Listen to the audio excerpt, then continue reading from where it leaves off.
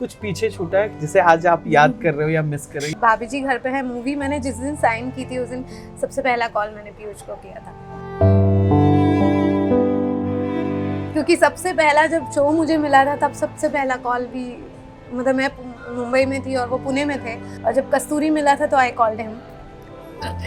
तो जब मूवी भी साइन की तो आई कॉल्ड हिम फर्स्ट। कि जब मैं घर आती थी तो वो मुझे टच करके देखती थी कि मैं आई एम फॉर रियल, और क्योंकि वो टीवी में ही देख रही होती थी मुझे, तो मैं जब भी वो टाइम याद करती हूँ मैं बहुत इमोशनल हो जाती हूँ। और अब जैसे वो यूएस चली गई, अब मैं मतलब तरसती हूँ उससे बात करने के लिए। वेल कैसा लग रहा है? पूरा 21 साल के हो जाओगे आप, तो फिर हाउ डज इट फील? तारीफ के लिए बहुत बहुत शुक्रिया। कल मेरा बर्थडे है तो आपने मेरा खून बढ़ा दिया compliment. Hi friends, this is Shubhangi Atre and you are watching me on Filmibeat. Stay tuned. नमस्कार दोस्तों, मैं हूं मुकेश शर्मा और आपने देखना शुरू कर दिया है फिल्मी बीट। और मैं हकला रहा हूं क्योंकि मैं अपने शब्दों को भूल रहा हूं। जब इतना खूबसूरत कोई सामने होता है तो फिर अल्फाज कैसे काबू में रहेंगे। Ma'am welcome on Filmibeat. Thank you so much for having me here Mukesh, and you know you are my favourite. आप बहुत अच्छे और बहुत प्यार से फ्रेंडली क्वेश्चंस पूछते हो, बहुत मजा आता है आपसे बात करने में। और तारीफ के लिए बहुत बहुत शुक्रिया। कल मेरा बर्थडे है तो आपने मेरा खून बढ़ा दिया कॉम्प्लीमेंट। वेल कैसा लग रहा है? पूरा 21 साल के हो जाओगे आप, तो फिर हाउ डज इट फील? बहुत अच्छा। अब ऐसा रिस्पॉन्सिबल होने वाला वक्त आ गया है तो वैसा वाला फील हो रहा है। अच्छा, एक क्वेश्चन पूछता हूं जो मेरे इंटरव्यू का पार्ट नहीं है, वो ये कि when you walk with your daughter out जी, स्पेशली इन वेस्ट उस कंट्रीज में, हाँ, तो लोग बहने ही बोलते होंगे, मम्मा तो कोई बोलता नहीं होगा। कोई भी नहीं। इनफैक्ट मैं आपको एक मजेदार चीज बताती हूँ। दो चीजें इनफैक्ट। तो जब भी मैं आशी के कॉलेज जाती हूँ, वो अर्बाना शैम्पेन में है, UIUC में है वो, तो उनका जो कॉलेज की जो बस रहती है, मतलब इट्स अ यूनिवर्सिटी टाउन, तो स्टूडेंट्स के लिए वो फ्री होती हैं। इंटरनली वो बस ट्रैवल करने के लिए। तो मैं आशी के साथ एज स्टूडेंट घूमती हूँ, कोई मुझे टिकट पूछता नहीं है। ये एक बेनिफिट है। और एक और चीज, आई एम सो सॉरी, पता नहीं मुझे कहना चाहिए, मैं कभी कभार थोड़ी वाइन पी लेती हूँ। तो पिछली बार जब मैं गई थी आशी के बर्थडे पे, and I really wanted to have wine, a glass of wine, तो उन लोगों ने मेरे से मेरा एज सर्टिफिकेट मांग लिया था। दे वर नॉट सर्विंग मी। क्या बात कर रही है? या तो ये बड़े interesting. But do you feel कि आज भी मैं जब कस्तूरी देखता हूँ या बालाजी के आपके इनिशियल डेज की, वो चाहे कसौटी का अपीयरेंस हो या कस्तूरी की बात कर ले, यू लुक सेम। अगर आज भी ड्रेस पहना दिया जाए तो यू पुट स्पेशल एफर्ट, यानी आपके डाइट में कुछ होता है, आप एक रूटीन फॉलो करते हो, क्या होता है ये कि you look same? First of all thank you so much Mukesh ji. और दूसरी चीज़, हाँ, रूटीन फॉलो करती हूँ। मुझे ऐसा लगता है कि डिसिप्लिन होना बहुत ज़रूरी है। और मैं खुद भी पर्सनली शायद मुझे बहुत गुस्सा आता है अगर कोई रात को 10 साढ़े 10 बजे के बाद कोई मुझे जगाता है ना, या मतलब मैं खुद ही 11 बजे के बाद बोलने लग जाती हूँ अब मैं सोऊंगी, हाँ बहुत रात हो गई। मतलब मुझे ऐसा है कि because I am an early riser, अब मैं रात के 3 बजे भी सोऊंगी तो मैं सुबह 6:30 बजे, 6 साढ़े 6 इज़ लाइक मैक्सिमम मैं उठ ही जाती हूँ।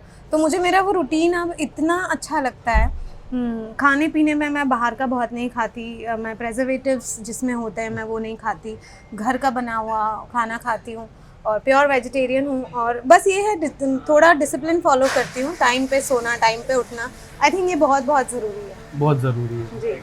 अब आप अपने जर्नी के उस पड़ाव पर आ चुके हो, in terms of professional journey I am saying, कि पूरा हिंदुस्तान के बाहर भी लोग जानते हैं शुभांगी यात्रे को। जी, थैंक यू। कुछ पीछे छूटा है? कोई दोस्त, कोई ऐसा भाई, कोई पुराना स्कूल का दोस्त जिसे आज आप याद कर रहे हो या मिस कर रहे हो, यार ये आज होता तो ये सक्सेस और भी सुंदर होता?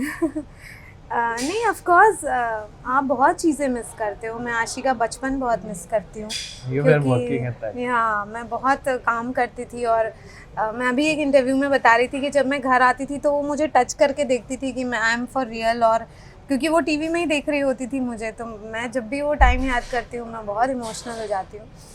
और अब जैसे वो यूएस चली गई, अब मैं मतलब तरसती हूँ उससे बात करने के लिए, क्योंकि एक तो टाइम डिफरेंस बहुत होता है और वहाँ पर उनके टाइमिंग बहुत डिफरेंट होते हैं। तो हाँ, उसका बचपन सबसे ज़्यादा जो एक चीज़ मैं मिस करती हूँ।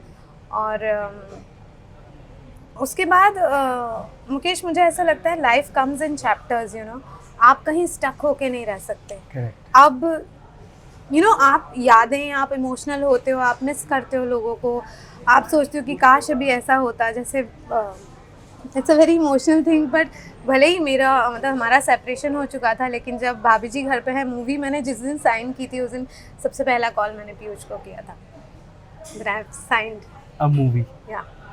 तो क्योंकि सबसे पहला जब शो मुझे मिला था तब सबसे पहला कॉल भी, मतलब मैं मुंबई में थी और वो पुणे में थे, और जब कस्तूरी मिला था तो आई कॉल्ड हिम। तो जब मूवी भी साइन की तो I called him first. Sorry मेरा ये नो दैट्स फाइन, नहीं मुझे याद आया अपने, बट अब मुझे ऐसा लगता है कि life comes in chapters, you know, ज़िंदगी चैप्टर्स में आती है और आप कहीं स्टक होके नहीं रह सकते। एंड ज़िंदगी आपको यही सिखाती है, चलते रहो, चीज़ें लेते रहो, समझते रहो, सीखते रहो, अपने आप को इम्प्रूव करते रहो, and keep moving. Is a journey. मतलब अभी एक बहुत अच्छा, मैं इनफैक्ट एक बुक पढ़ रही थी, उसमें लिखा था कि life is like train journey.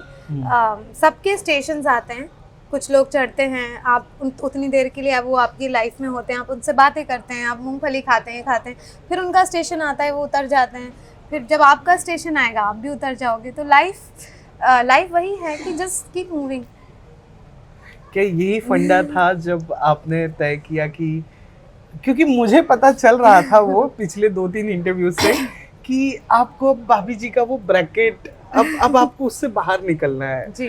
तो ये वो वाइब्स आ जा रहे थे, लेकिन उस वक्त वो शो चल रहा था तो मेरा एज ए जर्नलिस्ट पूछना वो सही नहीं था। जी, जी। लेकिन अब जो कि वो जर्नी खत्म हो गई है तो आपको कब से लगने लगा कि यार अब बस अब आगे जाना है? वो रणवीर का डायलॉग है ना, कहीं जाने के लिए कहीं से निकलना पड़ता है। जरूरी है जी। तो बिकॉज भाभी जी सच अ बिग और Yeah. इतने बड़े शो को, such an iconic show, yes yes. उतने बड़े शो को छोड़ने का भी फैसला करना अपने आप में बड़ी बात है। तो ये जी। कब आपको लगा और कब आपने, क्योंकि जब मैंने बिनेफर मैम से बात की उन्होंने भी कहा नहीं बेटा वो चाहती थी कि उसे जाना है, वो जी, उन्होंने कहती थी बिल्कुल कि- ठीक कहा जी। तो प्लीज बताइए कैसे डिसाइड किया और कैसे खुद को मनाया कि अब बस भाभी जी। नहीं ऑब्वियसली मुकेश, एक तो 10 साल हो गए थे हाँ।